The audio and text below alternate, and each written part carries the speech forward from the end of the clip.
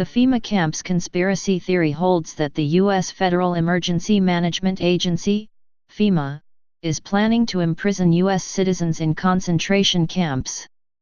This is typically described as following the imposition of martial law in the United States after a major disaster or crisis. In some versions of the theory, only suspected dissidents will be imprisoned. In more extreme versions, large numbers of U.S. citizens will be imprisoned for the purposes of extermination as a new world order is established. The conspiracy theory has existed since the late 1970s, but it has picked up greatly in popularity since the late 1990s.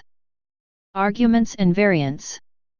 FEMA was established in 1979 under executive order by President Jimmy Carter.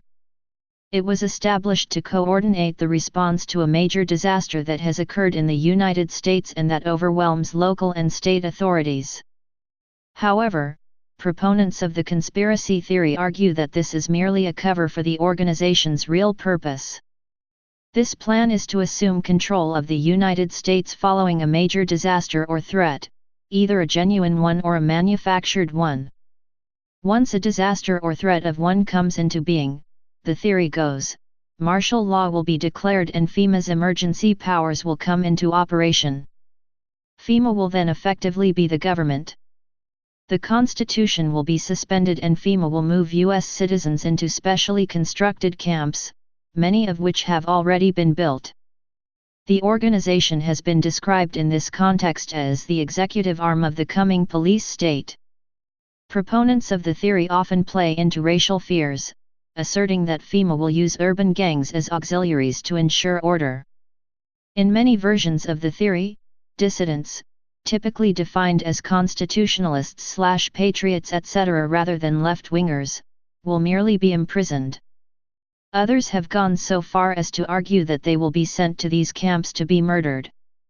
Extreme versions of the theory state that plans are in place to imprison and kill apolitical American citizens in FEMA camps as part of a population control plot. FEMA conspiracies are often worked in larger conspiracy narratives about ushering in a new world order, meaning a totalitarian global government. As evidence of the conspiracy, theory proponents point to supposed FEMA camps already existing in the United States. These, however, often have known, established purposes such as Amtrak facilities and armed forces training centers. In some cases, genuine internment camps have been pointed to, but these have always been outside the United States.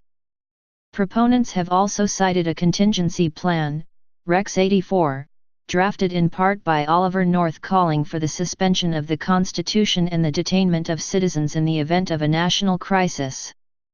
This was aimed at left-wing activists, not the libertarians and right-wingers generally associated with FEMA theories. This has been linked to a 1970 document by Louis Giuffrida, years later, the director of FEMA, calling for the establishment of martial law in the event of an uprising by African American militants and the internment of millions of African Americans. Conspiracy theorists have used the actual internment of Japanese Americans during World War II in specifically constructed camps as evidence that such a scenario at least has historic precedent. Similarly, the forced removal of Native Americans from their lands is an earlier precedent. History. One of the first known references to FEMA concentration camps comes from a newsletter issued by Posse Comitatus in 1982, with the warning that hardcore patriots were to be detained in them. The prevalence of the conspiracy theory increased in line with the rise of the militia movement in the 1990s. A supposed FEMA camp was featured in Linda Thompson's influential film America Under Siege. In reality, the FEMA camp was an Amtrak repair facility. Following the 1995 Oklahoma City bombing, the conspiracy theory was discussed by the Senate Judiciary Subcommittee on Domestic Terrorism. The theory's inclusion in the plot of the 1998 X-Files movie showed its growing reach. Fears of FEMA declined in the early 2000s as foreign terrorists were perceived as the major threat. However, the late 2000s recession and the 2008 election of Barack Obama has renewed opposition among conservatives to the federal government. In this context, there has been a resurgence in the militia movement and, with it, the FEMA camps conspiracy theory. This time, however, the theory has been able to reach more mainstream right-wing circles while it had previously been confined to the far right. Fox News personality Glenn Beck, for example, devoted airtime to it on 3 shows, saying that he could not debunk it, although he later stated that he did not believe the theory. Emails from the magazine National Review have also promoted the theory. Congresswoman Michelle Bachmann alluded to the theory while in office, as have other Republican Party politicians. Such has been the upsurge that FEMA itself has gone on record saying that it has no plans to detain citizens.